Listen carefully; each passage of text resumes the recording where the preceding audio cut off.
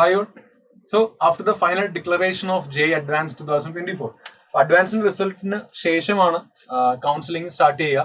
അപ്പം അതറിയാവുന്നവരുണ്ടായിരിക്കും, അറിയാത്തവർക്ക് കൂടെ പറയുന്ന തരുന്നൊരു വീഡിയോ ആണിത്. ഫോർ എക്സാമ്പിൾ, നമ്മുടെ IITs, NITs, IIITസിലേക്കൊക്കെ ഉള്ള അഡ്മിഷൻ പ്രൊസീജിയേഴ്സിന് വേണ്ടിയുള്ള വിൻഡോ എന്ന് പറയുന്നത് ജോസ എന്നാണ് അറിയപ്പെടുന്നത്. ജോയിന്റ് സീറ്റ് അലോക്കേഷൻ അതോറിറ്റി എന്നാണ് പറയുക. സോ ഈ ജോസ, അതായത് ജോസ കൗൺസിലിംഗ് എന്ന് പറയുക, അല്ലെങ്കിൽ ജോയിന്റ് സീറ്റ് അലോക്കേഷൻ അതോറിറ്റി വഴിയാണ് നിങ്ങൾ നിങ്ങളുടെ ഡീറ്റെയിൽസ് എല്ലാം ഫില്ല് ചെയ്യേണ്ടത്. സോ നിങ്ങൾ ഫസ്റ്റ് ഓഫ് ഓൾ നിങ്ങൾ പോകേണ്ടത്, നിങ്ങളുടെ കാൻഡിഡേറ്റ് രജിസ്ട്രേഷന് വേണ്ടി നിങ്ങൾ പോകേണ്ട വെബ്സൈറ്റ് josa.nic.in എന്നാണ് വെബ്സൈറ്റിന്റെ പേര്. സോ ആക്ച്വലി ജോസ എന്താണെന്ന് ചോദിച്ചാൽ, നമ്മുടെ ഇവിടെ ഉള്ള 23 IITസിലേക്കും അതേപോലെ തന്നെ 31 NITസിലേക്കും ഷിപ്പൂറുള്ള IIESTയിലേക്കും സിമിലർലി IIITs 26 IIITs ഉണ്ട് ആൻഡ് 40 അതർ ഗവൺമെന്റ് ഫണ്ടഡ് ഇൻസ്റ്റിറ്റ്യൂട്ടുകളുണ്ട്. അപ്പൊ ഇത്രയും ഇൻസ്റ്റിറ്റ്യൂട്ടുകൾ, ടോട്ടൽ ഓഫ് ഇത്രയും ഇൻസ്റ്റിറ്റ്യൂട്ടുകളിലേക്കുള്ള നിങ്ങളുടെ JEE മെയിൻസ്, JEE അഡ്വാൻസിന്റെ ഒക്കെ സ്കോറുകൾ അനുസരിച്ച് അല്ലെങ്കിൽ സ്കോറുകൾ പരിഗണിച്ച് നിങ്ങൾക്ക് കൗൺസിലിംഗ് പ്രോസസ്സ് നടത്തുന്ന അതോറിറ്റിയാണ് ശരിക്കും ജോസ എന്ന് പറയുന്നത്. അവർ പറയുന്നുണ്ട് അഡ്മിറ്റിംഗ് ഇൻസ്റ്റിറ്റ്യൂട്ട്സും അതേപോലെ തന്നെ ക്വാളിഫയിങ് എക്സാമിനേഷൻ പറയുന്നുണ്ട്.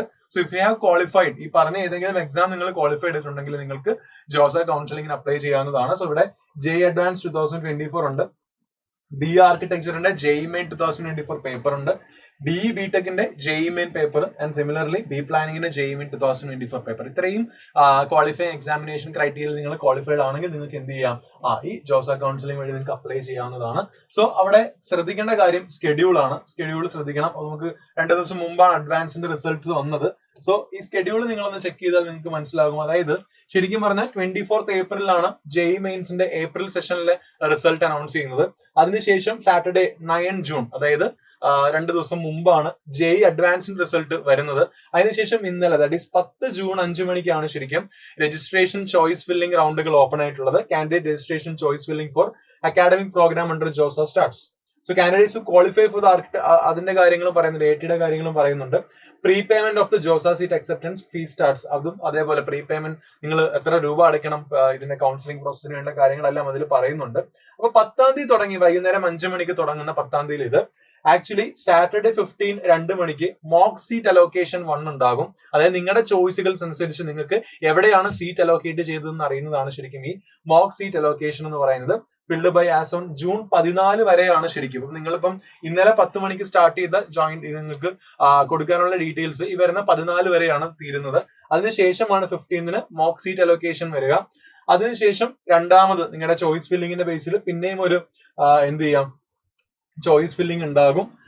അത് വെച്ച് നിങ്ങൾക്ക് ചോയ്സുകൾ ലോക്ക് ചെയ്യാൻ പറ്റും. ആൻഡ് ഫൈനലി 18th ജൂൺ 5 മണിക്ക് candidate registration and choice filling for academic programmes under JoSAA 2024 end ചെയ്യും. അപ്പം മൊത്തത്തിൽ ചോയ്സ് ഫില്ലിംഗ് എൻഡ് ചെയ്യുന്നത് ശരിക്കും 18th pre payment of the JoSAA seat acceptance ഫീസും അതേപോലെ തന്നെ ജോസയിലേക്കുള്ള പ്രീ പേയ്മെന്റ് ഫീസും എൻഡ് ചെയ്യുന്നത് ഈ ഒരു സമയത്താണ്. അപ്പൊ നിങ്ങൾക്ക് ശരിക്കും പറഞ്ഞ ഒരു ബാറ് കിടക്കുന്നത്, അതായത് കാൻഡിഡേറ്റ് രജിസ്ട്രേഷൻ ആൻഡ് ചോയ്സിന്റെ ബാറ് ഇന്നലെ 10ാം തീയതി മുതൽ 18ാം തീയതി വരെയാണ്. ഇതിനിടയിൽ നിങ്ങൾ ഏതെങ്കിലും ചോയ്സ് ഫില്ലിങ്സ് നടത്തിയിട്ടുണ്ടെങ്കിൽ ആ ചോയ്സ് ഫില്ലിങ്സിനിടെ ബേസ്ഡ് ചെയ്തിട്ടുള്ള മോക്ക് അലോട്ട്മെന്റ് അല്ലെങ്കിൽ മോക്ക് സീറ്റ് അലോക്കേഷൻ ആണ് ഈ പറഞ്ഞ 15, 17 തീയതികളിൽ ഉണ്ടാവുക. ആൻഡ് ഫൈനലി 18th ക്ലോസ് ചെയ്യും. ക്ലോസ് ചെയ്തതിന് ശേഷമാണ് ശരിക്കും ഡാറ്റ വെരിഫിക്കേഷന് ശേഷം റൗണ്ട് 1, റൗണ്ട് 2, റൗണ്ട് 3 കൗൺസിലിംഗ്സ് താഴോട്ട് പോവുക. സോ ഈ ഒരു ഓർഡറിൽ ഈ ഒരു സ്കെഡ്യൂൾ ഫോളോ ചെയ്ത് വേണം നിങ്ങൾ പ്രോപ്പർ ആയിട്ട് നിങ്ങളെ അഡ്മിഷൻ പ്രൊസീജിയേഴ്സ് കൺസിഡർ ചെയ്യാൻ വേണ്ടി. ഇപ്പൊ നമ്മുടെ ജോയിന്റ് സീറ്റ് അലോക്കേഷന്റെ നമ്മുടെ ജോസയുടെ വെബ്സൈറ്റിൽ കയറി കഴിഞ്ഞാൽ ശരിക്കും ഹോമിൽ പോയി കഴിഞ്ഞാൽ നിങ്ങൾക്ക് ഇവിടെ online registration and choice filling has been started എന്നൊരു ലിങ്ക് ഉണ്ടാവും. So click on the link. ആ ലിങ്കിൽ ക്ലിക്ക് ചെയ്യുക. ആർക്കിടെക്ചറിന്റെയും അതേപോലെ തന്നെ ഇതിന്റെയും വന്നിട്ടില്ല, അത് ശ്രദ്ധിക്കണം. അപ്പൊ ഇതിൽ ക്ലിക്ക് ചെയ്ത് കഴിഞ്ഞാൽ നിങ്ങളുടെ കാൻഡിഡേറ്റ് രജിസ്ട്രേഷൻ ഉണ്ട്, JEE മെയിന്റെ ആപ്ലിക്കേഷൻ നമ്പർ, പാസ്വേഡ് നിങ്ങൾക്ക് ലോഗിൻ ചെയ്തിട്ട് ചോയ്സ് ഫില്ലിംഗ് നടത്താവുന്നതാണ്. പിന്നെ ശ്രദ്ധിക്കേണ്ട മറ്റൊരു കാര്യം, നിങ്ങൾ ഇപ്പം ഫോർ എക്സാമ്പിൾ ഇപ്പം മെയിൻ സ്കോർ വഴി നിങ്ങൾ ഇപ്പം NITസിലേക്ക് ആയിരിക്കും കൊടുക്കുക, അല്ലെങ്കിൽ അഡ്വാൻസ് സ്കോർ വഴി IITസിലേക്ക് ആയിരിക്കും എന്ത് ചെയ്യുക, എലിജിബിലിറ്റി കാര്യങ്ങൾ അനുസരിച്ച് കൊടുക്കുക. സോ അവിടെ നിങ്ങൾ ശ്രദ്ധിക്കേണ്ട ഒരു കാര്യം ഇവിടെ ഡീറ്റെയിൽഡ് ആയിട്ട് അവരൊരു കാര്യം പറയുന്നുണ്ട്. ദാറ്റ് മീൻസ് അതായത് ഈ നോട്ടിഫിക്കേഷൻസ് വായിച്ചാൽ അറിയാം, that is previous year opening and closing ranks എന്ന് പറഞ്ഞിട്ട് ആക്ച്വലി റൗണ്ട് ഓരോ കറസ്പോണ്ടിങ് ആയിട്ടുള്ള റൗണ്ടിങ്ങിന്റെ പ്രീവിയസ് ഇയർ റാങ്കുകൾ ശരിക്കും എന്ത് ചെയ്തിട്ടുണ്ട്, കൊടുത്തിട്ടുണ്ട്. ഇത് actually is A very of use. കാരണം എന്താണെന്ന് വെച്ചാൽ ഇവിടെ നിങ്ങൾ previous year opening and closing ranks നോക്കിക്കഴിഞ്ഞാൽ ഇവിടെ ഓപ്പണിംഗ് ക്ലോസിംഗ് റാങ്ക്സ് എന്ന് പറഞ്ഞിട്ടൊരു ലിങ്ക് വരും. അവിടെ നിങ്ങൾക്ക് നിങ്ങളുടെ ഇയർ ചൂസ് ചെയ്യാം. ഏറ്റവും ബെസ്റ്റ് 2023 ചൂസ് ചെയ്യാം. ഒരു ട്രെൻഡ് നമുക്ക് എന്ത് ചെയ്യും മനസ്സിലാവും. പക്ഷെ ഈ വർഷം ചെറിയൊരു സ്പൈക്ക് നമുക്ക് പ്രതീക്ഷിക്കാം. അപ്പൊ എക്സാക്ട്ലി ഇത് തന്നെയാണെന്നൊന്നും ഒരിക്കലും പറയാൻ പറ്റത്തില്ല. എന്നിട്ട് നിങ്ങൾക്ക് ഇപ്പൊ ഫസ്റ്റ് നടക്കാൻ പോകുന്ന റൗണ്ട് 1 ആയതുകൊണ്ട് റൗണ്ട് 1 ചൂസ് ചെയ്തു.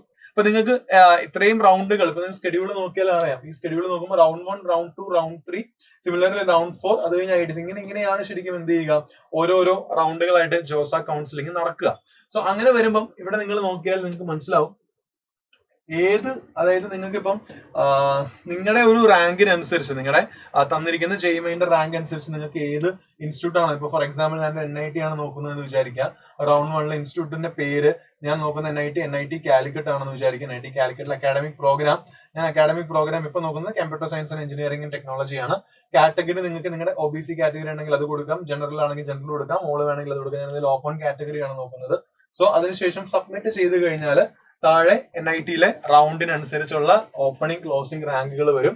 ജനറൽ ന്യൂട്രൽ, ജനറൽ കാറ്റഗറിയിലുള്ള ജനറൽ ന്യൂട്രലും അതേപോലെ തന്നെ ഫീമെയിൽ ഉള്ളി ക്ലോസിംഗ് റാങ്കും ഓപ്പണിംഗ് റാങ്കിന്റെയുമാണ് വരിക. ഫോർ എക്സാമ്പിൾ 2023 ക്ലോസിംഗ് റാങ്ക് ആണ് ശരിക്കും CS-ന്റെ കേസിൽ, കമ്പ്യൂട്ടർ സയൻസ് ആൻഡ് എഞ്ചിനീയറിംഗിന്റെ കേസിൽ നിങ്ങൾ കാണുന്നത്. ഇങ്ങനെ നിങ്ങൾക്ക് എന്ത് ചെയ്യാം, ഇവിടെ ശ്രദ്ധിക്കാം. ഓപ്പൺ സീറ്റ്സിന്റെ കാര്യമാണ് പറയുന്നത്. Yes, if the closing open and suffix P it indicates that the corresponding rank is from preparatory rank list. Okay, അപ്പം ഇങ്ങനെ നിങ്ങൾക്ക് ഒരു വാലിഡേഷൻ നടത്തി നിങ്ങൾക്ക് അത് വെച്ചിട്ട് ഏതൊക്കെ NITs ചൂസ് ചെയ്യാം അല്ലെങ്കിൽ ഏതൊക്കെ IITs ചൂസ് ചെയ്യാം, അവിടെ കിട്ടാനുള്ള സാധ്യതകൾ എന്നൊക്കെ പക്കാ ഡീറ്റെയിൽ ആയിട്ട് തന്നെ വെബ്സൈറ്റിൽ തന്നെ കൊടുത്തിട്ടുണ്ട്. സോ അതുകൊണ്ട് തന്നെ നിങ്ങൾക്ക് റൗണ്ടിങ്ങിൽ ചോയ്സ് ഫില്ലിങ്ങിൽ നിങ്ങൾ എന്ത് ചെയ്യുക, നിങ്ങളുടെ റാങ്കിനനുസരിച്ച് നിങ്ങൾക്ക് എന്ത് ചെയ്യാം, അതൊന്ന് കൊടുക്കാവുന്നതാണ്. സോ ശ്രദ്ധിക്കുക, ജോയിന്റ് സീറ്റ് അലൊക്കേഷൻ അതോറിറ്റി വഴിയാണ് നിങ്ങളുടെ പ്രൊസീജിയേഴ്സ്, ബാക്കി അഡ്മിഷൻ പ്രൊസീജിയേഴ്സ് വരിക. ഈ പറഞ്ഞ പോലെ NITs IITs മാത്രമല്ല, ബാക്കി 40 GFTIs ഉണ്ട്. അതായത് ഫണ്ടഡ്, ഗവൺമെന്റ് ഫണ്ടഡ് ടെക്നോളജിക്കൽ ഇൻസ്റ്റിറ്റ്യൂട്ട്സും ഉണ്ട് 40 എണ്ണം. അതുപോലെ IIITസും ഉണ്ട്. അപ്പൊ ഇതെല്ലാം നോക്കി കൗൺസിലിംഗ് പ്രൊസീജിയേഴ്സ് എന്ത് ചെയ്യുക, പ്രോപ്പറായിട്ട് കൊടുക്കാൻ ശ്രമിക്കുക. കൂടുതൽ ഡീറ്റെയിൽസ് ആയിട്ട് നമുക്ക് ഇനി വരുന്ന ദിവസങ്ങളിൽ കാണാം. So all the very best, by.